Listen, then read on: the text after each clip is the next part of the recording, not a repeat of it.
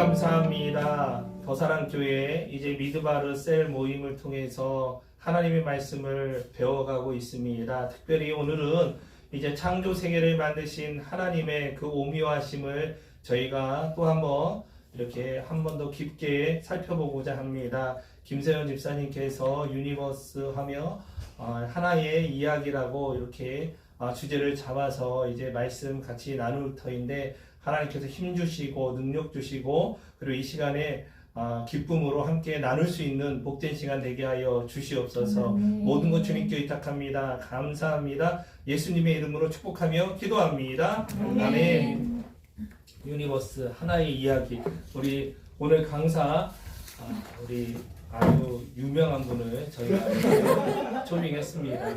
아주 롯데 그 연구소에 아주 대들보이고 우리 교회의 주춧돌이고 또 가정의 어떤 핵심이 되고 또 이제 이 나라 민족 열방의 수호하게 될 수 있는 김서연 집사님 나오셔서 우리 축하해 주셔서 큰 박수. 제가 무거운 이유를 찾았네요. 제가 준직을 많이 받다 보니까 무거운 것 같은데 반갑습니다. 우리 벌써 교육지가 벌써 한 4시간이 지나가고 있는데 그럼에도 불구하고 저를 소개를 해야겠죠. 그래서 열심히 생물 공부를 해왔고요. 그래서 뭐 그렇습니다. 뭐 발표자 소개 여기까지 하고요. 주제 나눔에 앞서서 좀 제 얘기를 해보자면요. 콘텐츠 이렇게 진행을 할 거예요. 그래서 1시간을 부탁하셨기 때문에 1시간을 준비를 했고, 그래서 주제 나눔에 앞서서 제 얘기를 좀 해보자면, 저는 아주 동식물을 사랑하는, 생물을 사랑하는 사람이에요. 그래서 오죽하면 제가 어디 가서 얘기할 때 저는 동물을 평등하게 모든 동물을 사랑하는 박애주의자다 이렇게 얘기를 합니다. 그래서 제 어렸을 때 살던 동네가 한 6살, 7살 이렇게 그 유치원 다닐 때였는데, 그 동네가 이제 싼 동네였어요. 저희 IMF랑 힘들어서 갖고. 근데 이제 거기가 하필이면 또 무당벌레 군집지였던 거예요. 그러니까 군집이라고 하면 뭔가 감이 안 오실 텐데, 서식지라고 하면 보통 이제 뭐 이렇게 발견이 되는 정도잖아요. 근데 군집지는 뭐냐면 아파트가 저희 한 7층 이렇게 되는 아파트거든요. 근데 거기 벽면이 그냥 무당벌레로 채워져 있다고 생각하시면 돼요. 그래서 우리 무당벌레를 데리고 왔는데, 그래서 가을이 되면은 무당벌레 쫙 있어요. 그래서 그 소독약을 막 뿌리면 무당벌레가 비처럼 이렇게 내려요. 그 애들 이제 그 죽이는 소독약을 막 뿌리시고 그랬었는데, 그래서 가을이 되면은 이제 놀이터에서 두 손 가득 이렇게 막 무당벌레를 들고 돌아다니는 거예요. 근데 무당벌레 잡으면 그 노란색 진액 나오잖아요. 그러니까 막 이렇게 치덕치덕 막 다 붙어 있겠죠. 엄마 엄청 싫어하시고요. 그래서 그리고 이제 집에서 막 강아지 키우자고 엄청 쪼르다가 이제 인꼬 한 쌍을 키우게 됐었어요. 새를 엄마가 뭐 강아지 절대 안 된다 이래갖고 새를 키웠는데 3학년인가 그쯤에 이제 한 마리가 죽게 돼갖고 2박 3일을 막 울면서 막 그랬던 기억도 있고. 그래서 제가 어렸을 때 좀 가장 좋아했던 성경 얘기도 노아방주였거든요. 막 동물도 엄청 나오잖아요. 그래서 좀 이후에 사실 크고서 생물 전공을 하게 되고 이제 고등학교 진학하면서 좀 후회를 많이 했습니다. 왜냐면 외울 게 너무 많아갖고 생물이. 그래서 생물이란 거 얼마나 복잡한지 외울 게 너무 많아갖고 좀 후회를 했는데, 그리고 이제 그 진화에 대한 공부를 하면서 많은 부분 저의 신앙의 기반들이 공격을 받는다라고 느꼈었어요, 그 당시에. 그래서 지금 좀 웃으면서 얘기를 할 수도 있지만은 고등학교 1, 2시간에 왜 그랬는지 모르겠는데 선생님이 창조론대 진화론으로 토론을 붙여 놓는 거예요. 그럼 이제 뭐 1시간 동안 둘이서 막 저랑 그 진영에 있는 다른 친구가 이제 거의 50분을 막 이렇게 대화를 하고, 다른 친구들도 기회를 주면 어떨까? 다른 애들이 그냥 하시라고요? 아니 너무 아래 적지 마시고. 네. 제가 이렇게 살고 있어요. 그리고요. 그래서 이제 뭐 창조론을 뭐 과학 교과서에 실어야 된다 뭐 이런 열변을 토하기도 하고 굉장히 진지했었죠. 세상의 억가를 견디면서 이제 내가 이거를 변론하겠노라 막 이렇게 했는데, 그 어떤 고민의 과정들 속에서 또 다시 한번 하나님의 창조 섭리에 대해서 고민하고 이런 시간을 가졌습니다. 그래서 저희 고민의 과정들을 이 시간 좀 여러분들과 나누고자 합니다. 그래서 이제 본격적으로 주제 나눔을 시작할 텐데요.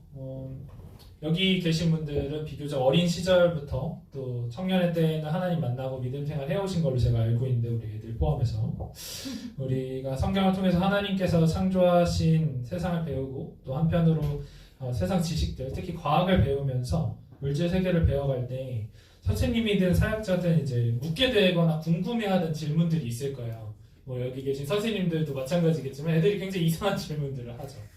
뭐 예를 들어 이런 것들이 있어요. 그런 질문들에는 뭐 가령 선악과는 무슨 맛이었어요, 선생님? 선악과 사과같이 생겼는데 사과 맛인가요? 뭐 이런 거 물어보는 애들도 있고, 왜 공룡은 지금 없나요? 뭐 이런 거 물어보는 친구들도 있고요. 노아의 방주엔 그런 공룡이 탔을까요? 뭐 이런 거 물어보는 애들도 있죠.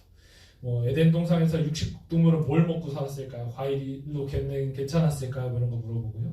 하나님 말씀이 아브라함에게는 과연 어떻게 들렸을까요? 귀로 들렸을까요? 아니면 마음에 뭐 이렇게 주셨을까요? 아브라함이 100세 넘어서 이삭을 가져서 그 이게 제물로 드리려고 그러는데 귀가 어두워갖고 만약에 못 들고 아이고. 진짜 죽였으면 어떻게 됐을까? 뭐 이런 거 있잖아요. 이런 질문들 애들이 한단 말이에요. 그러니까 우리가 철없는 질문들을 계속 던지게 되죠. 굉장히 철없어 보이죠?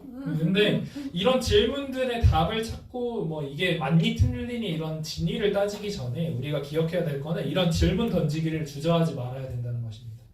믿음은 들으면서 난다고 하는데 듣기 위해서는 관심이 있고 궁금해야 되거든요. 그래서 성경과 세상에 대한 질문을 던지고 고민하는 이 과정 자체를 하나님이 기뻐하신다고 저는 단언합니다. 그래서 이 시간에 과학에 대한 이야기들, 특별히 창조와 진화에 대한 이야기들을 나누게 될 건데 저는 이 분야를 공부하면서 한 영혼을 양육하고 돌보는 일만큼이나 이 창조 세계를 바로 들여다보는 것들이 중요하다라는 생각이 들었어요. 왜냐하면 하나님이 아담에게 하와를 창조해 주시기 전에 이미 에덴 동산에 있는 모든 동식물을 다스리라고 주셨거든요. 그래서 이 창조 세계를 보는 것들이 왜 이렇게 중요하다는 것을 하나님 이미 알려주신 거예요. 그래서 이야기들을 나누면서 여러분 안에 하나님 나라를 향한 열정들이 좀 더 커가고 오늘 주제가 이제 유니버스인데 유니 하나의 벌스 우리 절 또는 뭐 이야기 뭐 원래 그 어원을 따져보면 돌아가다 뭐 이런 이렇게 돌아가는 어떤 이야기들을 이야기하거든요. 그래서 그런 혼재되어 있는 여러 개념들과 생각들을 좀 하나님 안에서 하나의 이야기로 유니버스로 이어지시기를 소망합니다. 그래서 발표 시작하겠습니다. 그래서 우리가 흔히 계시, 하나님이 자신을 우리에게 계시하는 방식에 대해서 이야기를 할 때 두 가지 경우를 얘기를 보통 하죠. 그래서 첫 번째로는 말씀, 특별히 이제 예수 그리스도를 통해서 우리에게 나타내신 특별 계시의 방식이 있고요. 구원론 이런 것들이 있고 두 번째로는 이제 자연을 통해서 하나님에 대해서 알 수 있는 일반적인 진리인 일반 계시가 있다고 얘기를 합니다. 성경에서도 사실 이 일반 계시에 대해서 굉장히 명시를 하고 있어요. 이제 보시면은 잘 보이시나요? 로마서 1장에도 그리고 11장에도 이야기하고 있는 것이지만 하나님이 창세로부터 이 만드신 만물에 하나님을 계시하셨다고 이야기를 하시고요. 만물이 주에게서 나오고 또 주님께로 돌아간다 이렇게 얘기를 합니다. 그리고 요한복음에 보면 만물이 그로 말미암아 지은 바 되었으니 지은 것이 하나도 그가 된 것 없이는 된 것이 없느니라 이렇게 얘기를 하죠. 다음과 같은 말씀들에서 우리는 하나님이 우리 인생의 일반적이든 특별이든 일관된 모습으로 임재하시는 것들을 기대하게 되죠. 왜냐면 말씀하셨으니까 만물에 내가 있을 거야 이렇게 얘기를 하시니까요. 그런데 왜 우리는 과학을 배우면서 세상에 대해서 알게 되는 이 사실들이 하나님의 말씀과 대치되는 것처럼 생각을 하게 될까요? 이는 두 가지 측면으로 나눠볼 수가 있는데 첫 번째로는 이 창세기 1장에 기록된 이 7일 창조와 그리고 이제 그것에서 비롯된 어떤 연대들이 있을 거 아니에요. 그거와 지질학적인 또는 이제 천문학적인 관점에서 관찰해서 비롯된 이런 연대의 시간적 차이가 발생한 측면이 있고요. 둘째로는 그보다 앞서서 생명 탄생, 우주의 시작 이런 관점에서의 설명의 이견이 있기 때문이다라고 생각합니다. 이에 대해서 그리스도인들 특히나 우리는 이제 지금까지는 크게 두 가지 선택을 하고 있었어요. 첫 번째는 과학의 결과를 수용하기 위해서 신앙을 버리거나 신앙 자체를 좀 형이상학적인 관점으로 그냥 치부를 해버리고 이건 따로 그냥 우리가 믿는 어떤 믿음에 대한 얘기야 라고 얘기하는 그런 선택들이고요. 반대로는 성경의 해석을 유지하기 위해서 과학적 증거를 거부하는 선택을 하기도 합니다. 그러나 우리가 간과하고 있는 세 번째 선택지가 있어요. 그것은 우리의 성경 해석을 하나님의 명확한 창조 증거 아래서 재고를 해보는 것입니다. 이것은 세상과 타협을 하거나 굴복하는 의미가 아닙니다. 왜냐하면 성경의 해석에 따라서 이미 창조의 형태에 대한 여러 견해가 존재하기 때문입니다. 그러면 일단 창조가 기록되어 있는 이 창세기에 대해서 재고해 보기로 합시다. 뭐 제가 신학적 관점에서 이렇게 많은 이야기할 권위는 없어요. 그래서 다소 이제 간단하게 다루고 더 궁금한 점 목사님께 여쭤보시면 되겠죠. 그래서 한 가지 질문을 던져볼게요. 우리 채연이가 앞에 있으니까 창세기는 실제 역사일까요? 네. 아주 바로 대답을 하셨는데 네, 창세기는 역사라고 할 수 있습니다. 왜냐하면 과거의 기록의 시간이나 사건에 대한 기록이기 때문이거든요. 그러면 이것을 역사 시료로 사용하기에는 몇 가지 제한점이 있다고 볼 수가 있어요. 창세기 재고하기 위해서는 이 고대의 내러티브를 좀 이해하는 어떤 문맥을 이해하는 것과 창세기가 쓰여진 목적을 생각을 해봐야 됩니다. 창세기의 저자는 우리에게 과학적인 창조 방법이라든지 내지는 창조에 소요된 시간을 이야기하기 위해서 이 성경을 기록한 것이 아니에요. 성경 66권은 모두 하나님께 시선이 맞춰져 있기 때문입니다. 창세기는 창조주이시며 세상의 주권자이신 하나님을 기술하기 위해서 쓰여져 있습니다.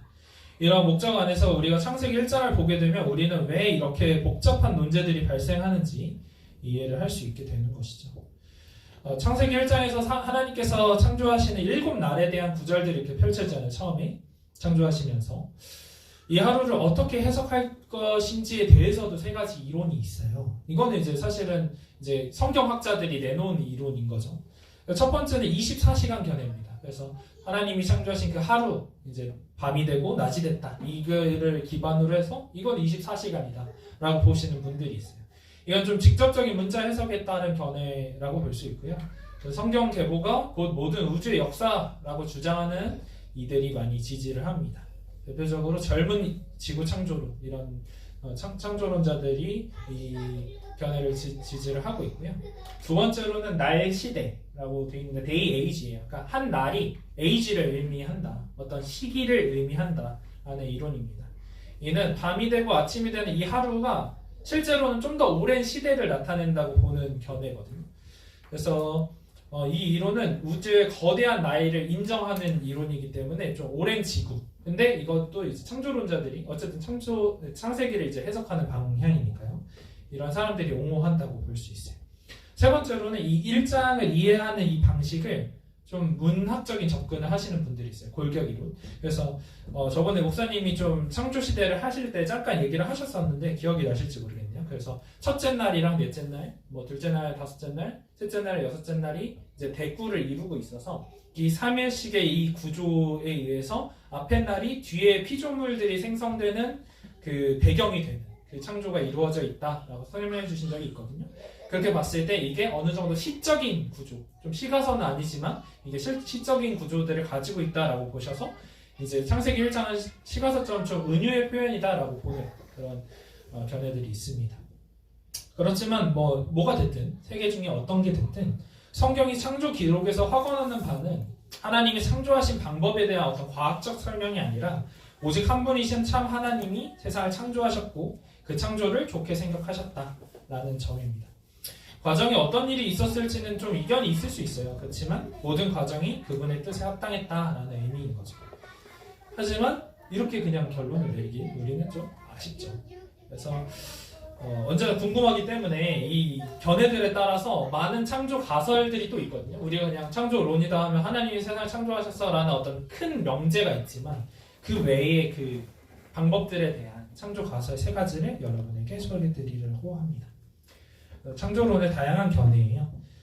첫 번째로는 가장 우리에게 익숙한 창조론일 수 있어요. 젊은 지구 창조론이라고 이야기를 하고 사실 이게 창조론의 전체 역사를 봤을 때는 오히려 조금 역사가 짧은 쪽에 속해요. 그래서 젊은 지구 창조론 내지는 단일 격변, 그러니까 홍수 이런 어떤 큰 사건으로 한 번에 이 지질이나 이 지구가 이루어졌다. 그래서 화석 기록도 그때 생긴 거다 이렇게 주장하시는 그런 창조론이라고도 부르는데요.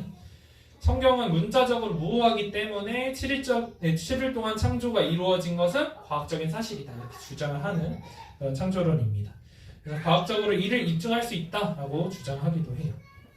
그래서 과학이 말하는 진화 증거들이 좀 지금으로서 이제 과학자들이 얘기한 그런 진화 증거들은 특정 의도에 의해서 이런 것들을 뭔가 매도하고 내지는 이제 감추기 위해서 조작되거나 잘못된 부분들이 있고, 그래서 성경의 연대나 아담교제 계보를 따지면 사실은 이 지구의 역사가 6,000년에서 뭐 한 1만 년 정도 사이에 이제 탄생한 것이다 라고 주장을 하는 그런 창조론입니다. 이 이론을 따르는 사람 중에 가장 유명한 조직이 이제 창조과학회, 이런 분들을 예를 들 수가 있을 것 같아요. 두 번째로는 오랜 지구 창조론, 올드 얼스라고 하는 그 창조론이고, 이건 이제 홍수랑 비슷한 어떤 격변들, 어떤 재앙들의 어떤 그 사건들이 여러 번 이제 이루어져서 지금의 지구가 만들어졌다라고 보는 창조론이에요. 그래서 다중격변 창조론, 이런 이론들이 이제 요거에 궤를 같이 하고 있는데요. 이 이론은 좀 앞에 나일시대 이론처럼 지질학적인 내지는 우주론적인 이런 오랜 기간들, 우리가 얘기하는 뭐 136억 년 내지는 뭐 지구의 나이 뭐 48억 년, 지질의 나이 뭐 이런 이야기들을 좀 인정하고 있는 그런 창조론이에요. 그래서 근데 이제 생명의 창조에 대해서는 좀 진화론이랑은 다른 견해를 갖고 있어요. 그래서 이 모델을 지지하는 사람은 공통조상이라고 얘기를 많이 하잖아요. 그 진화론에서 얘기하는 이렇게 대를 이렇게 거슬러 올라가다 보면 하나의 그 가지가, 두 개의 가지가 이제 하나의 분기에서 만나고, 그래서 이제 거꾸로 갔을 때는 공통조상에서 이렇게 다 분화를 한 거다라고 얘기한 진화론이랑은 조금 얘기가 달라요. 그래서 이 모델을 지지하는 사람들은 현존하는 다양한 종들이 있잖아요. 이거를 하나님께서 일시에 창조를 하셨다라고 보는 그런 입장이에요. 그래서 우주는 과정대로 이제 다양한 과정들이 필요해서 지구나 우주 같은 어떤 배경이 되는 것들은 이제 점진적 창조라고 얘기를 하는데, 그걸 먼저 이제 어느 정도 긴 시간으로 창조를 하시고 생명은 어느 시점에 하나님이 꽝 하고 만드신다라는 어떤 두 가지 입장들을 다 갖고 있는 게 이 오랜 지구 창조론입니다. 그래서 생명의 경우는 하나님의 섭리가 아니면 불가능하다 이렇게 얘기를 하고 있고요. 그래서 이 경우에는 종간 진화나 이런 어떤 그 공통조상 이런 것들을 인정하지 않고 있고, 인류의 계보 자체도 아담과 하와를 좀 시작으로 보는 견해들이 많아요. 그래서 이게 어느 정도 중간 지점 타협점을 갖고 있는 그런 창조론이라고 볼 수 있습니다. 세 번째는 진화적 창조론인데요. 그래서 이게 두 개가 붙을 수 있나라고 벌써 생각하시는 분들이 있을 거예요. 그래서 진화적 창조론의 견해는 저도 이번에 공부하면서 좀 새롭게 이제 좀 더 공부를 해본 이론인데요. 하나님이 진화의 방식을 통해서 세상을 지으셨다라고 이제 주장을 하는 창조론입니다. 국내에서는 과학과 신학의 대화라고 하는 단체가 있어요. 과신대라고 하는 단체가 있고, 그리고 이제 미국에서는 바이오 로고스라고 하는 이 이름을 갖고 있는 단체들이 이렇게 지지를 하고 있는 창조론이에요. 그래서 현대 과학이 밝혀낸 어떤 과학의 정설들을 받아들이면서 하나님의 창조를 좀 조화를 시킨 모델이라고 볼 수 있습니다. 그래서 공통조상이라든지 뭐 세상이 제시하는 어떤 진화의 모델들이 어느 정도 정확하고, 그 자연 법칙이 하나님 규칙적이고 이제 신실하신 통치를 나타내는 방식에 해당한다라고 이야기를 합니다. 물론 진화라는 모델이 하나님의 창조 과정을 이렇게 묘사하는 좋은 모델이지만 이것이 하나님을 대신할 수 없다. 이거는 확언을 하고 있어요, 이 사람들은. 그래서 여기까지 들으면 이게 무슨 뭐가 창조론이야? 라고 얘기를 하시는 분들이 있을 수 있어요. 그래서 이후에 좀 더 설명을 드려보도록 하겠습니다. 여기 나오지 않았지만 번외로 이제 직접 설계론이라는 것도 들어보셨을 분들이 있는데, 뭐 그래서 이제 뭐 과학 그 교과서에 저 배울 때는 지적 설계론에 대한 얘기도 조금 들어 있었어요. 그래서 지금 과학이 어떤 이런저런 한계들을 갖고 있기 때문에 이런 고도로 발전된 어떤 문명이라든지 이런 구조들을 갖기 위해서는 뭔가 외부의 설계자가 있을 것이다라고 이제 표현을 하고 있는데, 거기 이제 하나님 얘기는 안 나오고요. 실제로는 이게 기독교랑 부합하지는 않아요. 실제로 따져봤을 때는. 그래서 이게 좀 불가지론에 좀 더 가까웠거든요. 알 수 없다의 그런 견해에 좀 더 가까워요. 그래서 과학 이론 중에 뭐 한계점들이 있잖아요. 이론이고 어떤 이제 연구를 하고 있는 과정이고 이러다 보니까 그런 한계들을 이제 지적을 하면서 봐라 여기 이게 문제 있지 않냐, 이거 빠져 있지 않냐, 이거 사실은 이 틈새에다가 이제 지적 설계자의 어떤 역할을 부여를 하는 그런 좀 신비주의에 가깝다고 봐야 됩니다. 그래서 이 설계자가 신이 될 수도 있고요, 뭐 외계 문명이 될 수도 있고 막 이렇기 때문에 뭔가 기독교에서 이야기하는 인격신과는 좀 거리가 있는 편이에요. 그래서 좀 구분이 필요하다는 점을 얘기를 드리고 싶었습니다. 이렇게 창조론에 대해서 한번 알아봤고요. 그러면 이번에는 진화론에 대해서 한번 알아볼게요. 너무 과학 얘기로 빠지면은 분명히 이제 좀 본론에서 벗어날 수도 있고 이러니까 좀 원론적인 이야기 위주로 해볼게요. 포켓몬이죠. 갑자기 밝아졌어요. 우리 태연이 얼굴.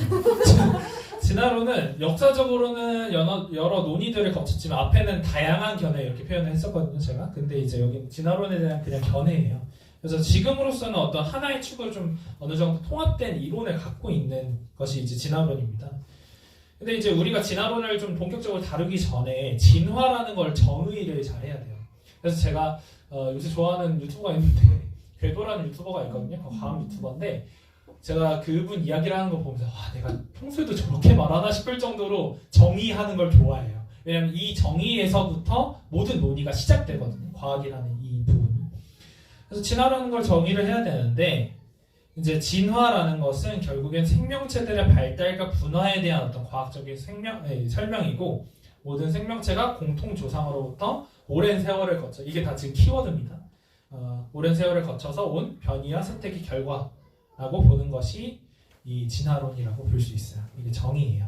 그래서 이 지금 얘를 갖고 온 이유가 우리가 포켓몬이나 디지몬 이런 걸로 애들이 처음에 진화라는 그 개념을 처음 듣거든요. 디지몬 진화 막 이런단 말이에요. 근데 아주 문제가 있는 개념이에요. 이거는 좀 바로잡을 필요가 있어서 이제 오해하지 마시라고 제가 갖고 왔습니다. 재밌으라고 갖고 온 게 아니에요. 그래서 우선은 첫 번째로는 이렇게 막 변신하죠. 이 조그만 꼬부기가 막 거북왕이 된단 말이에요. 아주 빠른 속도로. 그런데 우선 하나의 형질, 어떤 겉으로 나타나는 모양이 변화하기까지는 사실 진화론은 굉장히 오랜 시간을 잡고 있어요. 기본 막 몇만 년 이렇게 잡고 있기 때문에 그리고 이제 그런 형질의 변화가 뭐 갑자기 캐논이 생긴다거나 이런 드라마틱한 변화들이 아니에요. 그래서 그리고 이제 얘네는 어때요? 진화하면 어떻게 되죠? 채연아? 얘네 어떻게 돼? 세지죠. 세지고 강해지고 막 이겨요. 근데 두 번째로는 환경에 유리하게 발전된 게 아니에요. 발전의 방향이 아니에요. 진화론은 사실은. 그리고 그냥 환경이 계속 바뀌잖아요. 뭐 지금도 지구온난화로 이렇게 온도 올라가고 있고 이전에 뭐 빙하기 얘기도 하고 이렇게 하는데 다양한 환경들에서 살아남은 애들이 그냥 쭉 온 거예요. 지금까지. 그러니까 얘랑 얘가 있는데 요 귀때기가 이만한 게 더 유리했으면 얘는 살아나고 얘는 죽어서 얘가 남는 것 뿐이지 얘가 되기 위해서 뭔가 노력하거나 이런 게 진화가 아니라는 것입니다. 그래서 이게 진화의 올바른 개념이고요. 보시면은 막 디지몬도 막 갑자기 뿅 하고서 막 엄청 커지죠. 얘네는 또 커지는 게 특징이에요. 그래서 저게 지금 똑같은 크기로 그려져 있지만 이 정도는 막 사람도 탈 수 있고 이런 애들이고. 그래서 보시면은 뭐 이런 얘기들을 해요. 뭐 이렇게 우스갯소리로 포켓몬 진화는 뭔가 성숙되는 막 그런 느낌인데 디지몬은 갑자기 뭐 애가 막 익룡이 됐다가 막 종이 막 바뀌어요. 디지몬 진화는 종이 막 그랬다가 막 무슨 최종 병기 같은 막 그런 총 같은 거 들고 나타나거든요. 마지막에. 근데 실제 진화는 뭐 공룡이 닭이 되는 이런 이제 실제 진화다 이런 얘기들을 하죠. 그래서 이제 좀 우리가 생각하는 진화의 그런 모습과는 좀 다르다. 진화라는 거는 진보되는 어떤 방향성도 아니고 그다음에 그렇게 급성장하는 그런 빠른 시간 내에 이루어지는 것들이 아니다라는 것들을 먼저 생각을 해야 됩니다. 1900년대 초부터 어떤 1980년대 이렇게 이르기까지 굉장히 다양한 이론들이 나왔었어요. 종의 기원, 다윈의 종의 기원이 출간된 게 이제 1859년이거든요. 근데 그 이후로 사실은 뭐 어떻게 보면 물리나 천문이나 화학에 비해서 굉장히 역사가 짧은 게 이 생물학인데 그래서 다양한 이론들이 제기가 되고 1974년에 그 유명한 그 리처드 도킨스의 이기적 유전자가 이제 발간이 되면서 이 유전자, 진화 이거가 굉장히 엄청난 이제 인기를 얻게 됐죠. 그래서 이제 그 이후에 이제 많은 수정과 보완이 있게 됐고요. 그래서 그 당시 제기되었던 뭐 중간종이 없지 않냐, 뭐 미싱 링크라고 얘기하는 뭐 고리종들이 없지 않냐, 뭐 이런 이야기들을 계속 해왔단 말이에요. 어떤 반론을 제기하는 입장에서. 근데 이제 지금으로서는 지금 이제 그 이후 그 편찬된 이후로부터 한 40년이 지난 그 사이에 굉장히 보완 증거들이 많이 밝혀졌어요. 그리고 2010년대 이후에는 2000년대 초반에 이제 저희가 게놈 프로젝트 내지는 지놈 프로젝트라고 하는 그 유전자 서열을 이제 알게 되는 그 프로젝트가 진행이 돼서 2002년, 2003년에 이제 굉장히 크게 논문이 나왔었는데 그 이후로 이런 염기서열, 유전자를 분석하는 기술들이 굉장히 발전을 하게 되면서 이제는 세포 하나에서 유전자를 분석할 수 있는 기술까지 왔거든요. 그래서 세포 하나에서 심지어 나오는 그 단백질에 대한 싱글 RNA 시퀀스라고 얘기를 하는 그런 기술들이 나와서 이제는 그 분해능 자체가 세포 하나의 그 수준까지도 왔어요. 그래서 그런 것들을 분석을 하다 보니까 우리가 그냥 지금까지는 얘랑 비슷하게 생겼는데 이래서 이렇게 이야기를 만들어 왔던 것들이 실제로 유전자 분석을 해보니까 얘가 어떻게 변화하고까지 유전자 레벨에서 어떻게 변화하고까지 이제 그런 이제 보완적인 증거들이 계속 나오고 있는 거죠. 그래서 어떻게 보면은 지금으로서는 최신의 결과들을 얘기를 하자면 공통조상에서 분화가 되었다는 이 진화론의 이 가설 자체가 좀 잘 증명이 되고 있다라고 말씀을 드려야 될 것 같아요. 그리고 이제 이전에 뭐 2000년대 초반에 이제 마이클 베이라는 사람이 다윈의 블랙박스라는 이런 책을 내면서 거기서 이야기하고 있는 게 뭐냐면 생물의 구조를 들여다봤을 때 이 정도로 복잡하게 여러 조각들, 여러 어떤 부품들이 조합이 돼서 하나의 기능을 이루는 그런 기관들이 있거든요. 그래서 뭐 예를 들면은 뭐 눈이라든가 아니면 뭐 박테리아에 이렇게 돌아가는 플라젤라라고 하는 그런 편모 구조들이 있어요. 그런 것들은 사실은 단백질이 한두 개가 들어간 게 아니거든요. 그래서 얘네가 진화가 됐다라고 보기에는 너무 환원 불가능하게 복잡하다라는 것들을 이제 편찬하면서 이거는 진화론에 문제가 있다라는 식으로 계속 이제 얘기를 해왔었는데 그마저도 사실은 20년 동안 이제 그거를 이제 디펜스하기 위해서 굉장히 많은 연구들을 해왔을 거 아니에요. 그래서 그것들이 어떻게 이루어졌는지에 대한 상세한 이 메커니즘이 이미 이제 기술이 돼 있는 상태입니다. 그래서 어떻게 보면은 이제 밝혀내지 못한 부분들을 잘 지적을 한 것도 사실 과학적인 방법이지만 그거에 대해서 또 지금 우리가 20년이라는 이 세월이 지나는 동안 또 디펜스를 잘 해왔기 때문에 그거에 대해서 우리가 지적을 하고 이제 하는 것들이 어떻게 보면은 우리의 무지를 드러내는 일들이 돼버렸어요. 그래서 창조과학회가 1900년대 초반부터 해서 굉장히 인기를 얻은 그런 집단이에요.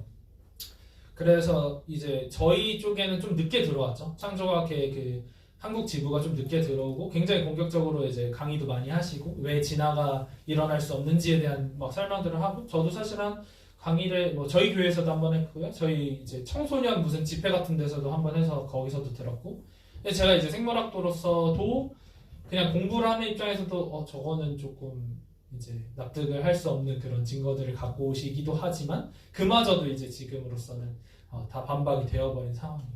그래서 이제 그러다 보니까 어떤 이제 그 성경을 이제 과학적으로 증명하겠다라는 그분들의 어떤 그 굉장히 큰 이 소명이라고 해야 될까요? 그런 것들이 좀 많이 꺾였어요. 그래서 지금 2010년대, 20년대 들어와서는 그런 강연들이 많이 이루어지고 있지 않더라고요. 제가 영상을 찾아봐도 뭐 제일 최근 영상이 막 5년 전, 3년 전 영상들인데 20년대 이후에는 좀 그런 영상들이 없어요.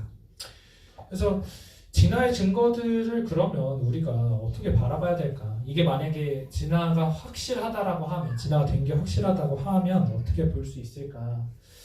라고 볼 수 있겠는데 이게 사실 논지가 질서 정연하고 뭐 자체적인 체계를 갖췄다고 해서 이 과학 자체가 하나님과 무관하거나 하나님의 방식이 아닌 게 아니거든요.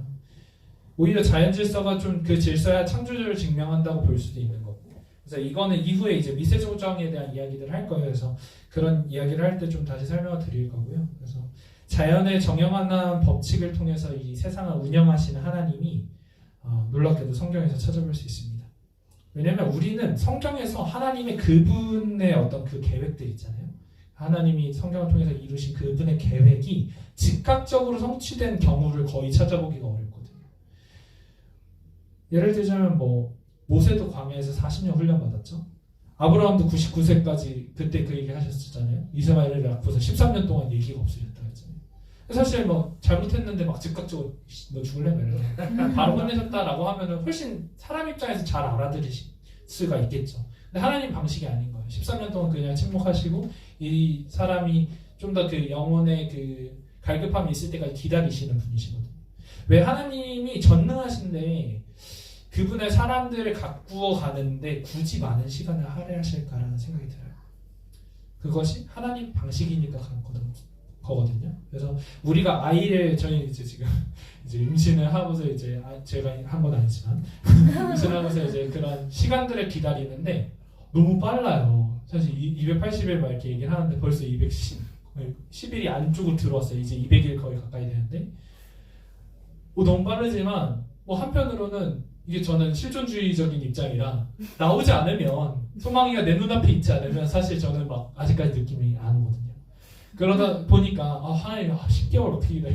그리고 옆에서 계속 입덧을 하니까 힘들어하는 거 보면서 쉽지 않네요. 이런 생각들을 하는데 우리가 아이를 가지고 10개월을 기다려야지 그 육체가 잘 구성이 되는 것처럼 하나님의 방식이 그분이 지으신 어떤 자연과 물리 법칙을 충분히 존중하신다라는 생각이 들더라고요. 그래서 죄를 해결하기 위해서 예수님을 보내신 것도 그렇고요. 예수님 승천하신 이후에 재림 언제 하실 줄 모르는데 우리가 막 매번 이렇게 고난의 길을 겪으면서 이 말세를 사는 우리에게도 어떻게 보면 똑같이 적용되는 이야기다라는 생각이 듭니다. 그렇다면 세상도 동일하게 하나님의 때를 살고 있지 않을까? 이 세상의 이 자연의 모습들도 그런 생각이 들었어요. 그리고 이제 두 번째로는 이 진화론에 대해서 지금 계속 얘기를 하고 있는데 진화의 전제에 대해서 얘기를 해야 됩니다. 이렇게 앞에서 우리가 진화하고 이거 너무 완벽하잖아 라고 얘기를 했지만 중요한 건 현재 진화라고 하는 이 개념은 첫 생명체 발생 이후를 얘기하는 거예요. 왜냐하면 우린 지금 이 세상에 살면서 다양한 동물과 식물들, 박테리아들을 만나면서 살고 있는데 얘네가 공동조상을 갔다고 쳐요. 근데 얘는 어떻게 생겼지라는 이 과학적인 질문에 아직까지 답을 못했거든요. 그래서 이 지금의 진화론은 굉장히 탄탄한 이론이지만 첫 생명체 발생 이후를 다루고 있다라고 생각을 해야 됩니다. 그래서 우리가 이전에 과학을 열심히 배우셨던 분들은 자연 발생설 이런 얘기들을 들으셨을 거예요.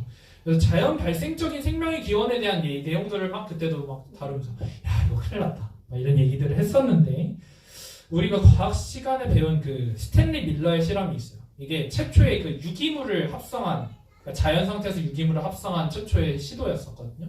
이게 1953년에 이루어진 일이에요. 지금부터 정확하게 70년 전에 우리 한국 전쟁 끝났을 때 외국에서 그 실험을 해서 난리가 났었죠. 와 이거 유기물이 합성이 되는구나.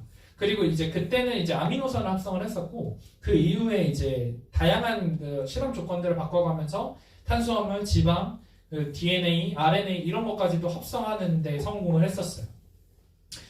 근데 여전히 어떤 유기체가 자기의 유전자를 후대에 전달하는 그게 이제 지금으로서의 어떤 생명의 정의거든요.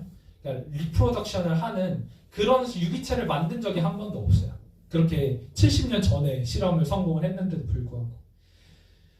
그래서 이런 기적들을 봤을 때 하나님이 어떤 물질적인 기적들을 통해서 진짜로 하셨을 수도 있고 또는 기적을 행하셨어서 이렇게 창조하셨을 수도 있는데 어쨌든 사람은 아직 이거에 대해서 모른다는 거예요. 그렇지만 생명체가 출현했다는 거는 자명한 사실이잖아요. 지금 우리가 여기 있기 때문에. 그래서 둘 중 무엇인가에 대해서 굳이 이거에 내 신앙을 걸겠어 이럴 필요도 없어요. 왜냐면 자명히 우리가 지금 여기에 있는데 우리의 시작에 대해서는 지금 답을 못 주고 있는 이 과학에 대해서 생각을 했을 때 이 생명의 역사에서 일어난 모든 일이 시초부터 하나님의 구주권적 목적에 있었고 현재도 진행되고 있다라고 우리는 생각할 수가 있는 거죠. 왜냐면 이 사람은 시작을 얘기하지 못하니까요, 과학은.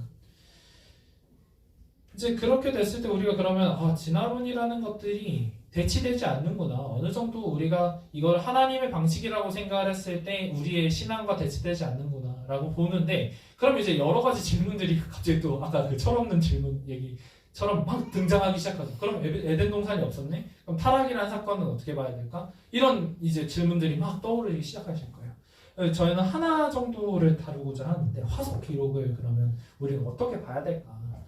그러면 이제 진화라는 것이 맞고 공룡도 있었고 그런 애들이 멸종을 하고 언젠가 이제 시간이 지나서 인류가 등장을 했는데 그러면 하나님은 이 앞에 있는 화석들을 통해서는 우리한테 뭘 얘기하고 싶으신 걸까? 우리는 인간사는 그렇다고 치고 그 이전에도 왜 멸종이 있었고 어떤 포식이 있었고 뭔가 피 흘림이 있었고 이런 것들을 우리는 그럼 어떻게 봐야 될까라는 것들이에요. 화석 기록을 보면 그리고 뭐 동물들도 암이 걸리거든요. 그래서 동물들이 암에 걸리거나 병에 걸리거나 이렇게 해서 죽은 흔적들도 있어요. 그럼 그때부터도 이제 그런 질병이라는 개념들이 있었다라는 거잖아요. 우리가 그냥 신학적으로 봤을 때 타락을 통해서 막 죽음이 들어오고 막 이런 느낌인데 이걸 어떻게 봐야 될까라는 거죠. 사실은 진화론을 인정하는 게 아까 얘기했듯이 인간이 있기 전에도 포식이나 멸종 이런 것들이 있다라는 것들을 내포하고 있는 거잖아요. 그래서 우리가 사실은 이 굉장히 다뤄야 될 것들이 많아서 더 거부감이 드는 거거든요. 그렇게 생각을 해보는데 생명을 전공하신 우리 사모님께서 아시겠지만 뭐 긴장하지 마세요. 만약에 에덴 동산에서 죽음이 없었다고 생각을 해보면 그러면은 뭐 우리가 그 아담이 뭐 며칠 있다가 뭐 하와 생기고 며칠 있다가 타락하고 이런 거에 대해서 우리가 모르잖아요. 근데 그 사이에도 계속 뭔가 생태계는 이루어가고 있었을 거란 말이에요. 근데 동물도 안 죽고 식물도 안 죽고 박테리아도 안 죽고 라고 생각을 하면 얘네는 박테리아는 1시간 있으면 2배로 푼단 말이에요. 그렇게 생각을 해보면 생명이 죽어서 이 순환하는 과정들이 없었으면 에덴 동산에서 아담은 이제 수많은 박테리아에 막 이렇게 뒤덮여 있는 그런 상황이 되는 거죠. 너무 이해가 되죠. 그러니까 우리가 그냥 생각을 했을 때는 그곳은 굉장히 평화롭고 막 사자 어린 양이 뛰는 뭐 이렇게 얘기를 하지만 실제로 생각을 했을 때는 순환하는 그 개념이 없으면 에덴 동산이 이루어지지 않아요. 그죠? 아름답게 이루어지지가 않아요. 내지는 뭐 그게 순환되지 않아서 뭐 썩어서 죽어지고 이런 것들이 없으면 막 시체들이 막 그냥 질비하게 깔려있다는 뭐 그런 것들을 우리가 상상하게 되거든요. 그러니까 균마저도 하나님이 지으시고 살아있는 생명체이기 때문에 우리가 그런 것들을 곰곰이 생각해보면 뭔가 이상한데 라는 생각들을 해보는 거죠. 화석이라는 것들이 어떻게 보면 오랜 시간 동안 하나님이 좀 참을성 있게 창조에 관여를 하셔서 셀 수 없이 많은 종들을 탄생시키시는 것들을 보여준다고 생각해요. 그래서 이 화석이라는 이 기록들이 결국에는 창조가 현재 진행형, 계속 진행되고 있는 어떤 과정이다. 우리가 어떤 사건으로서 창조를 대하는 것이 아니라 뿅 지금 생겼어요. 알아서 사세요. 이게 아니라 창조라는 그 과정 안에 순환이라는 과정들이 있고 하나님이 이 생태계를 돌보시고 내지는 순환하게 하시고 어떤 친구들은 죽이시고 그런 과정들이 다 들어있다는 이 현재 진행형의 개념이라는 것들을 우리가 좀 화석을 통해서 볼 수 있다는 거. 나라는 이 대상이 단순히 인간의 상호작용으로 막 엄마 아빠가 사랑해서 태어났어 이게 아니라 하나님이 신비하게 손으로 빚었어요. 막 너 어떻게 태어났는지 알아? 막 우리가 사랑을 했는데 하나님이 이렇게 뿅 주셨어. 이런 게 아니잖아요. 저희 알고 있잖아요. 우리 성인이니까. 그래서 하나님이 어떤 오랜 시간 그리고 그 계획들 가운데 자연 법칙으로 지으신 창조의 존재다. 전 이게 더 와닿거든요. 어떻게 보면은 너를 이 땅 가운데 부르셨어라고 하는 그 태초에서 그 계획을 하셨던 그게 진화를 통해서 그렇게까지 해서 내가 여기 있다라고 생각을 하면 그게 저는 더 하나님께 감사할 수 있다고 생각을 해요. 그래서 이런 어떤 창조의 존재라는 것을 조명한다는 것이 진화론에서 얻을 수 있는 가장 큰 신앙적 영감이라고 저는 생각을 합니다. 결국에는 우리가 신앙적으로 하나님께서 이 우리 삶에 일하시는 방식들을 살펴보면 과학과 신앙이 좀 갈등 구조에 있지도 않죠. 그리고 이제 완전히 구별되지도 않았다는 사실들을 찾을 수 있는데요. 보통 갈등이 발생하는 경우들이 있잖아요. 그래서 저도 사실 SNS를 보거나 이렇게 뭐 그런 게시물들을 올리는데 꼭 거기에 이렇게 댓글 다는 사람들이 있어요. 뭐 신은 없다 뭐 이런 댓글 다는 사람 보면 속상해요. 근데 그런 발생하는 그 갈등의 종류들을 보면은 이 둘이 굉장히 다른 관점을 가지고 있다는 사실들을 우리가 망각하는 데서 이 갈등이 시작된다라고 생각을 합니다. 뭐 적절한 예시를 들자면요. 우리가 이제 교회 식당에 갔어요. 교회 식당에 갔더니 아침에 이제 와 보니까 커피포트에서 이제 물이 끓고 있어요. 그래서 제가 옆에 이제 뭐 김현희 집사님 계셔갖고 커피포트에서 왜 물이 끓고 있나요? 라고 물어봤어요. 자, 근데 이제 진짜 너 티야? 막 이런 대답을 하는 사람들은 야, 불 올려놨으니까 물이 끓지. 섭씨 100도가 됐으니까 그게 증발열 말고도 이 내부에서도 충분한 에너지가 있어서 기화가 되는 거야 라고 설명하지는 않아야겠죠. 이건 과학적인 설명, 근데 정확하잖아요. 그래서 과학적 설명, 정확한 설명을 할 수도 있겠지만 한편으로는 사모님이 아침에 와서 물을 올려놓으셨어요 라는 어떤 동기적인 부분들을 얘기할 수도 있고요. 또는 날씨가 추운데 아침부터 집사님도 오시니까 맞이하기 위해서 물이 끓고 있어요 라고 얘기를 할 수도 있겠죠. 하나의 현상에는 다양한 요인들이 존재를 하게 됩니다. 그래서 최근에 약간 뭐 너티야 뭐 이런 얘기를 했지만 최근에 화제가 된 인물 중에 아까 얘기한 그 궤도라는 유튜버가 뉴스에 나와서 뭐 이런 얘기들을 했어요. 그래서 산타가 하루 만에 애들한테 선물을 나눠주기 위해서 어느 속도로 이제 돌아야 되는가, 선물을 나눠주려면 어느 속도를 이제 썰매를 끌어야 되는가, 뭐 이런 거를 과학적으로 막 계산하셨어요. 막 애들이 몇 명 있으니까 얘네한테 나눠주기 위해서는 뭐 시속 몇으로 이동을 해야 되고, 그러니까 뭐 거기서 얘기하는 거는 막 이런 거예요. 애들을 밤에 자라 그러잖아요. 그게 자라고 하는 이유는 잘못하면 그 선물이 날라와서 애를 관통시킬 수 있기 때문에 위험하기 때문에 애들 자라 그런다, 뭐 이런 얘기들을 하는 거죠. 우스갯소리죠. 근데 결국에는 굉장히 정확한 이야기이기도 해요. 그래서 굉장히 사실적인 것들을 기반으로서 과학도스러운 설명을 지원해서 이제 웃음을 주는 거죠. 이처럼 과학이라는 분야는 사실 기반으로 원인과 결과에 대해서는 이야기를 할 수 있어요. 그렇지만 산타의 존재에 대한 얘기는 철학적인 질문들은 던지지 않는 거죠. 그냥 있다고 가정을 하고 이렇게 얘기를 하는 거잖아요. 그래서 그 동기에 대해서 관심 분야가 아닌 거죠. 그렇기 때문에 최근에 나온 이 오펜하이머 같은 영화들을 보면 핵분열이라는 이 놀랍고 신비로운 이 아름다운 현상들, 그리고 이를 악용하는 정치가들, 이런 것들이 이제 대조적으로 그려지거든요. 그러니까 알아내는 것 자체는 선도 아니고 악도 아니에요. 근데 이제 이걸 어떻게 사용하냐를 봤을 땐 이제 거기는 과학의 영역이 아니다라고 얘기를 할 수가 있는 거죠. 그래서 최근에 과학이 너무나 빠르게 발전하고 이를 어떻게 활용할 것인가라고 하는 윤리적인 문제들이 계속 발생을 하고 있거든요. 뭐 AI도 그랬었고. 근데 이제 이것들을 모두 고려를 해야 되기 때문에 최근에 이제 과학 철학이라는 분야가 굉장히 부상하고 있어요. 그래서 첨예한 이 세상의 주제들이 있기 때문에 이것들을 과학과 신앙을 모두 고려를 해야 되는 그런 주제들이거든요. 그래서 우리가 거기서는 우리가 얻을 수 있는 모든 지식, 그리고 하나님이 주시는 그 지혜들을 충분히 동원을 해야 됩니다. 그래야지만 정말 하나님이 원하시는 하나님 나라를 우리가 만들어갈 수 있는 거예요. 그래서 물질 세계를 다른 과학, 그리고 형이상학의 영역에 있다는 어떤 하나님 말씀, 이 성경은 각각이 지식의 유일한 원천이 아니거든요.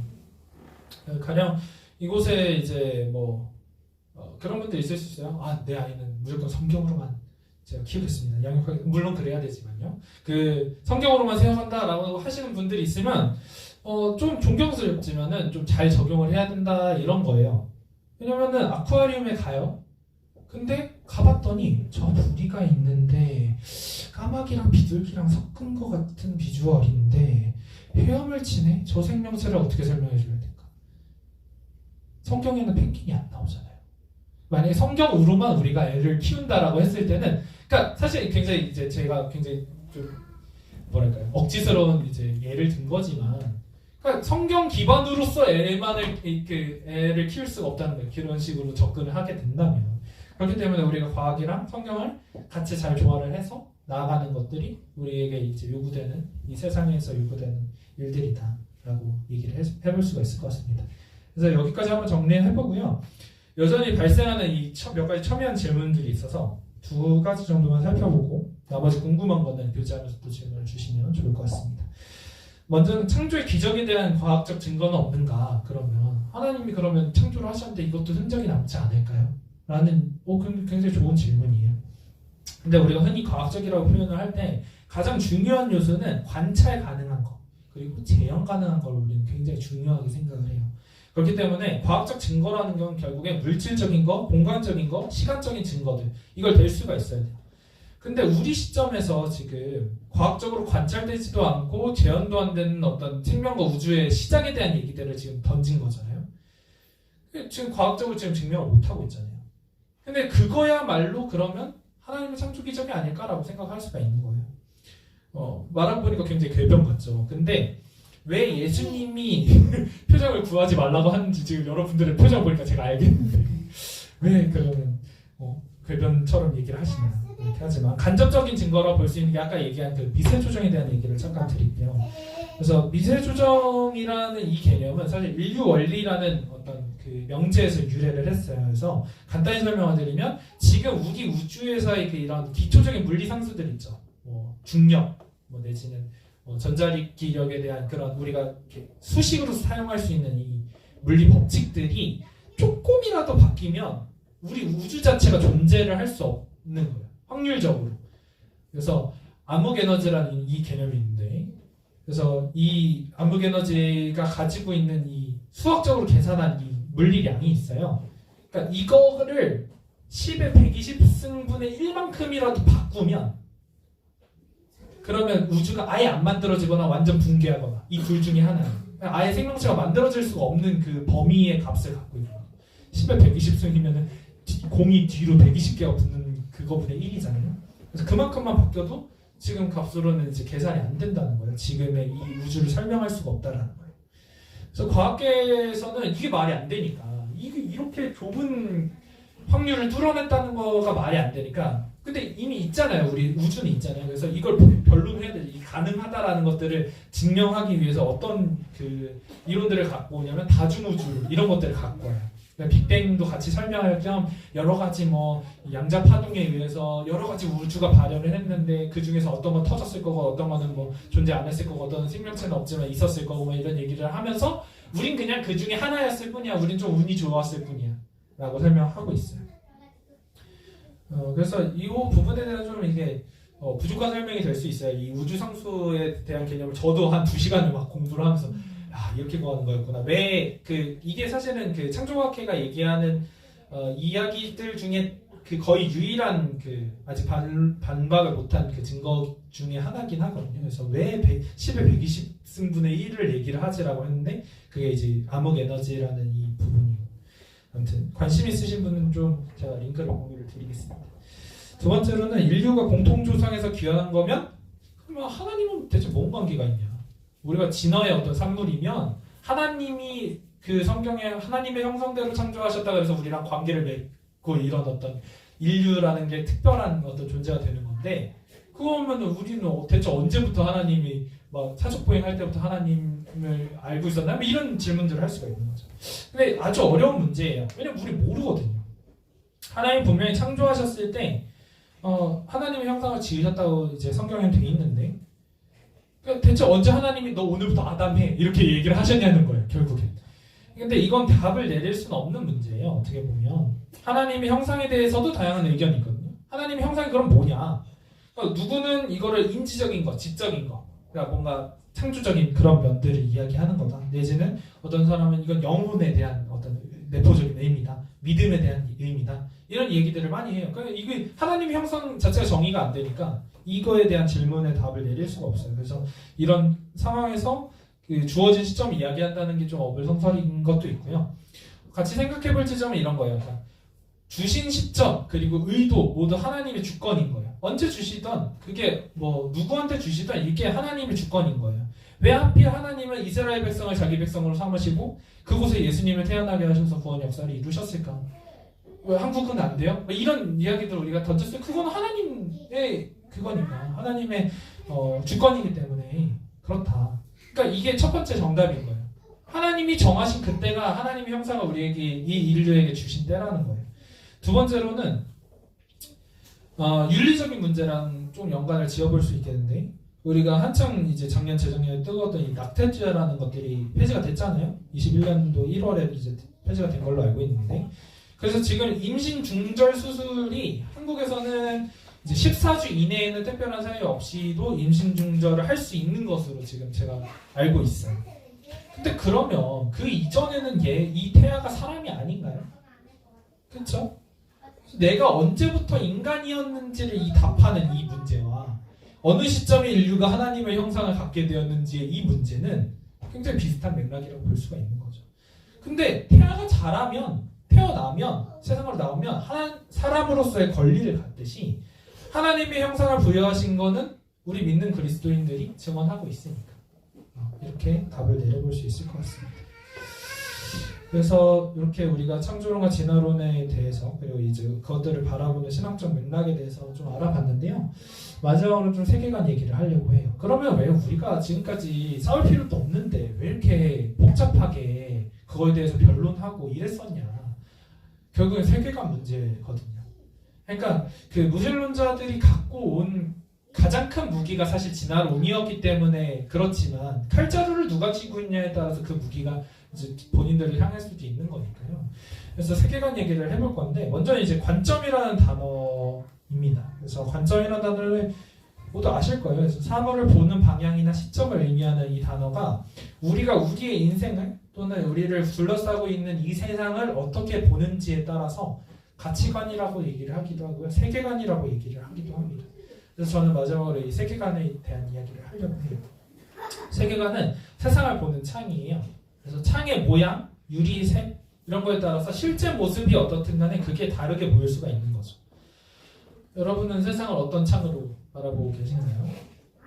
뭐 여기 계신 분이 저는 세계관이 없는 것 같은데요. 뭐 이렇게 생각하시는 분들도 있을 수 있는데 여기 계신 성인 중에 그런 분들은 없어요. 왜냐하면 개개인이 바깥 세상과 이미 이제 20년 이상 이제 소통을 하고 계시잖아요. 그래서 그런 소통하면서 문제들을 만날 때 우리는 이미 자기의 세계관에 따라서 판단을 하고 행동을 해서 그 문제들을 어떻게든지 나름대로 해결을 하려고 하고 있거든요. 심지어는 이제 내가 이해하지 못하는 문제 앞에서도 세계관에 따라서 우선 그 현상을 정의해야 돼. 그러니까 이게 뭔지는 내가 이렇게 말을 할 수는 있어야 되거든요. 그래서 내가 할 수 있는 최고의 전략을 선택하는 그 모델이 바로 세계관이라고 볼 수 있어요. 뭐 좀 말이 거창할 뿐이죠. 어떻게 생각하냐 이거예요. 결국에 내가 어떤 상황에서든 어떻게 생각하냐. 그래서 세계관이 중요한 이유는 우리의 가치관, 인생관, 판단 기준들을 대변하고 있기 때문입니다. 그래서 모든 세계관은 세상을 살아가는 데 있어서의 어떤 합리성을 제공을 해요. 그래야지 이 현상들을 우리가 설명하라고 혼란 없이 뭔가를 판단해서 행동을 할 수 있을 테니까요. 제가 좋아하는 책 중에 은밀한 세계관이라는 책이 있어요. 은밀하다고 해서 뭐 이렇게 이상한 생각하지 마시고 그냥 이게 왜 은밀하다고 하냐면 이 세계관들이 우리의 어떤 기독교적인 세계관들을 어느 순간 오염시키고 있기 때문에 그래서 그런 것들 경계하다 이런 의미에서 은밀한이라는 단어를 쓰셨는데 거기에서는 원래는 이제 미국에서 저자가 쓴 책이기 때문에 미국의 이런 대표적인 8가지 세계관들에 대해서 설명하고 있어요. 맨 끝에 이제 기독교 세계관에 대해서도 설명하시거든요. 굉장히 이제 사실 기반으로 쓰셨어요. 그러니까 이거의 장단점을 다 설명해 놓으세요. 이 세계관이 가지고 있는 장단점, 합리성, 근데 왜 이게 한계점을 가진지 뭐 이런 얘기들을 하시거든요. 그래서 근데 이제 그걸 다 다룰 수는 없으니까 오늘은 주제에 맞게 세계관의 이제 창조 세계관 그리고 이제 과학적 자연주의라고 하는 이 진화주의라고 불리는 이 세계관을 비교를 해보겠습니다. 네, 여기 뒤로 가면 과학주의 또는 이제 과학적 자연주의, 뭐 유물론 뭐 이렇게 부르기도 하는 이 자연주의가 캐치프레이즈가 있어요. 그래서 only matter matters. 그러니까 물질만이 중요하다라는 뜻이에요. only matter matters. 그 결국에 본질이 물질에 있다는 거예요. 관찰 가능해야 되고 우리 아까 과학 얘기했죠. 그러니까 과학의 그 기반으로 해서 물질이 아닌 거 우리가 관찰하지 못하는 것들은 의미가 없다. 사실상 보여야지 그게 맥락을 가지고 의미를 가진다 이렇게 얘기를 합니다. 그래서 존재하는 모든 것이 물질이고 물질적인 기본 원소로 환원할 수 있는 그런 것들을 주장을 하고요. 이 세계관에서 그래서 영적인 모든 존재, 추상적인 모든 개념들은 좀 거부를 하는 편이에요. 그래서 우주에서 발생하는 이 모든 일이 자연 법칙이라는 어떤 하나의 일관된 이 법칙. 그렇지만 이제 하나님이 관여되어 있지 않아요. 그건 그냥 절대적이고 불변할 뿐이에요. 이건 그냥 자연 법칙이다라고 얘기를 하면서 그거에 의해서 지배되고 설명될 수 있다라고 주장을 하고 있어요. 이런 과학적 자연주의 세계관이 부상한 게 1933년에 이제 폴커츠, 에드윈 윌슨 이런 사람들이 인본주의자거든요. 그래서 인본주의의 선언이라는 거를 해요. 그래서 우리가 인본주의, 그러니까 사람이 중요하니까 사람을 중심으로 한 어떤 그런 주의들을 얘기를 하면서 이제 하나님의 존재를 과학적으로 검증할 수 없으니까 부인하고요.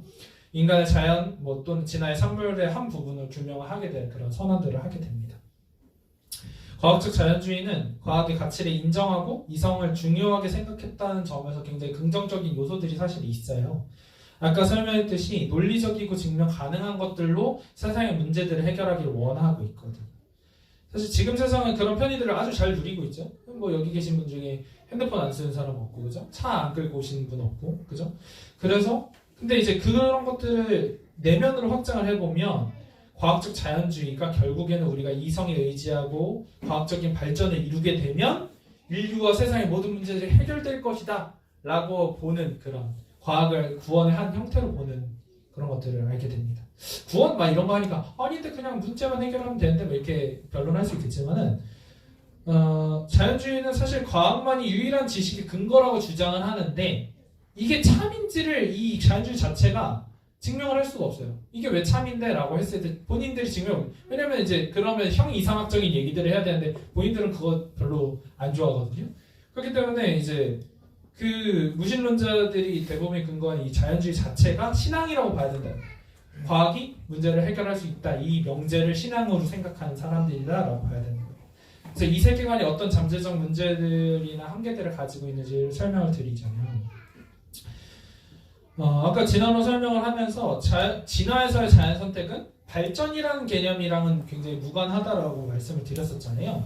그래서 이런 근본적인 가정 때문에 과학적 자연주의라고 하는 이 세계관이 사실은 이 본인들이 표방하고 있는 세상의 문제들을 해결하는 또는 더 나은 가치들을 추구하고 진보하는 이러한 일들이 어떻게 포함될 수 있는가, 이런 것들을 니네가 어떻게 할 수 있는가라는 것들을 그러니까 그런 부분들을 주장하기가 참 어려워요. 왜냐하면 발전이랑은 사실은 굉장히 동떨어진 개념이었기 때문에 자연 법칙이 절대적이면서 도덕적인 그런 게 아니잖아요. 자연 법칙은 그냥 중립적인 거, 절대적인 거 이렇게 얘기를 하기 때문에 결국엔 자연주의 우주관에서 도덕적인 책임이라는 가치들이 없어지고 뭔가 비인격적인 법칙, 비인격적인 물질, 그러니까 비인격이라고 해서 나쁜 게 아니라 인격이 아닌 것들에 대한 것들로 구성된 이 시스템에서 우리의 삶을 어떻게 인격적이고 의미 있게 만들려 하냐 이건 거예요.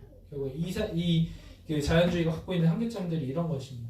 근데 우리는 본능적으로 그런 본능들을 가지고 있는데 이거를 그러면 설명 못하니까 굉장히 좀 적합하지 않은 세계관이라고 볼 수가 있는 거죠. 또 최근에 우주에 대한 연구 결과를 보면은 재밌는 사실을 하나 알 수 있는데요. 우주 전체를 이제 쫙 봤어요. 우주 전체를 쫙 보니까 우리가 눈으로 관찰 가능한 은하, 천체, 행성 이런 애들 있잖아요. 이런 애들이 사실 물질로 이루어져 있는데 그 물질이 전체 우주 구성의 5%가 채 안 돼요. 이 원소들, 눈에 보이는 우리 가시할 수 있는 이런 원소들 관찰 가능한 것들이 우주를 구성하고 있는 것들 중에 5%가 안 돼요. 나머지 25%는 다크매터라고 하는데 이게 암흑 물질이거든요. 이건 뭐 개념이 너무 이제 방대해지니까 좀 커트를 하기로 하고, 암흑 물질은 결국엔 그거예요. 눈에 보이지 않아요. 그렇지만 중력에만 영향을 받는 어떤 물질들이 있는 거예요. 눈에는 안 보여요. 이런 물질들이 이론적으로 얘네가 있어야지 우주가 성립 가능하거든요.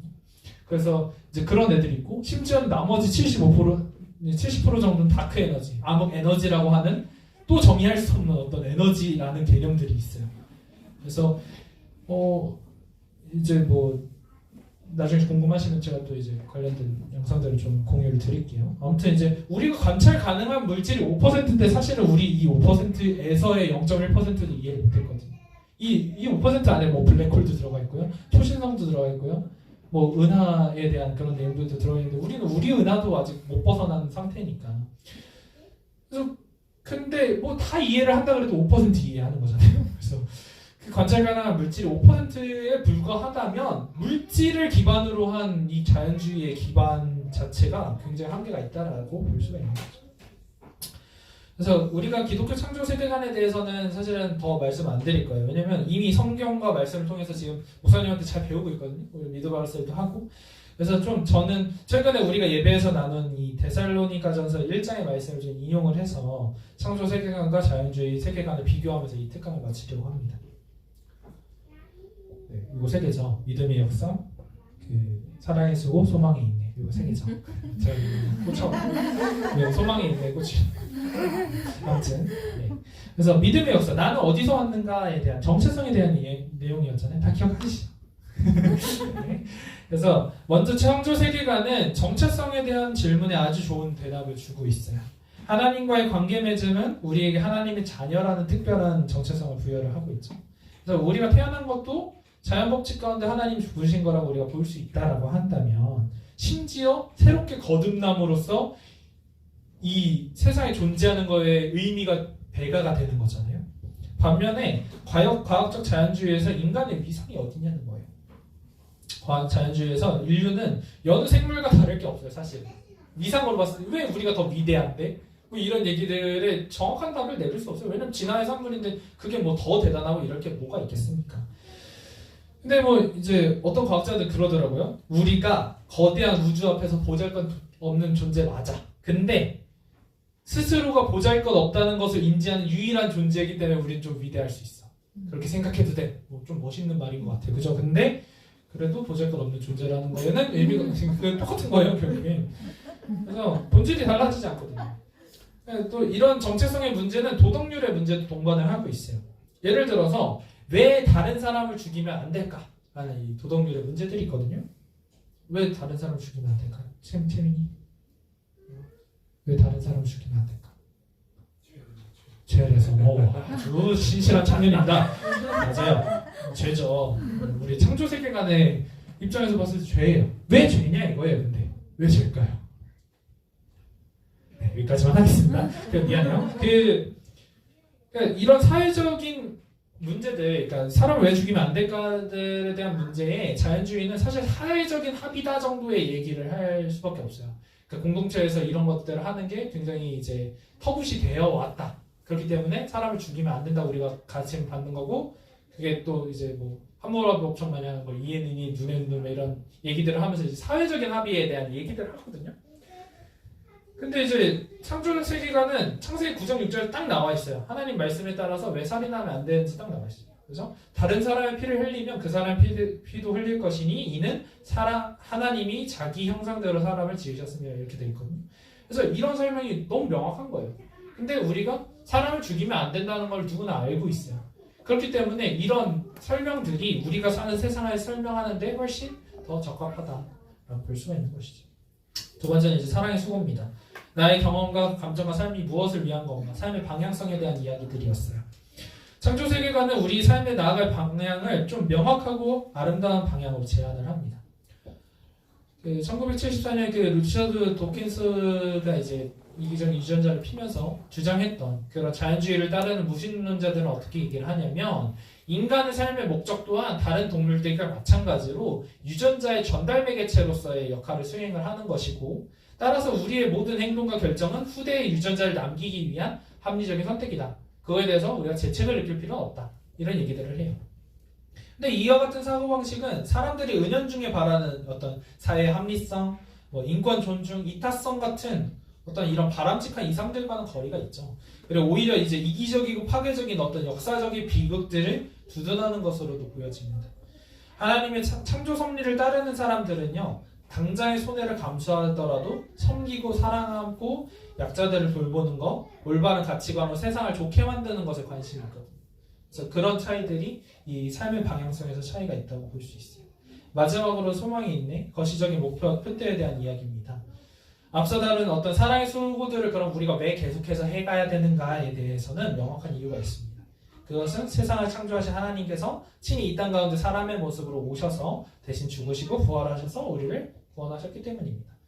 그래서 이 구원 가운데 장차 완성될 이 하나님 나라의 유업을 우리가 받았기 때문에 그 장래의 소망을 가지고 우리가 계속해서 이 앞에 이야기하는 이 손해들을 감수해오는 것이에요. 그래서 이게 우리의 힘의 원천이 되기 때문에 인생의 고난들을 견뎌나갈 수 있는 힘이 됩니다. 그러나 과학적 자연주의에는 인격적인 의미 있는 삶을 담아낼 진리의 그릇이 없어요. 아까 얘기했듯이 비인격적인 물질, 비인격적인 법칙이기 때문에.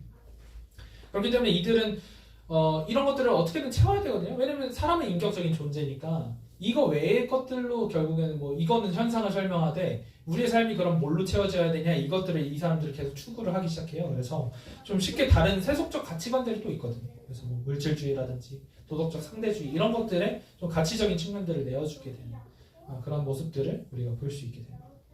우리는 쉽게 하나님의 일반적인 섭리를 무시하는 대신에 믿음의 증거인 하나님의 기적들을 바라왔었어요. 사실은 우리 한국 기독교 같은 경우에. 근데 이런 부분들은 사실은 이런 거예요. 시험 공부 안 하다가 전날에 막 말씀 보고 기도하는 거랑 똑같은 거예요. 그렇잖아요. 우리가 평소에 공부를 하고 익히고 배우는 그런 부분들이 시험에서 결국 중요한 키팩터가 되듯이 하나님이 우리를 이 물질 세상 가운데 보내주신 이유가 그 보여주시는 증거들에 따라서 잘 재고를 하고 발견해 나가게 된다면 어떤 상황에서도 좀 바르고 굳건한 세계관을 하나님 나라를 이루어가는 주님의 자녀가 될 것을 저는 확신을 합니다.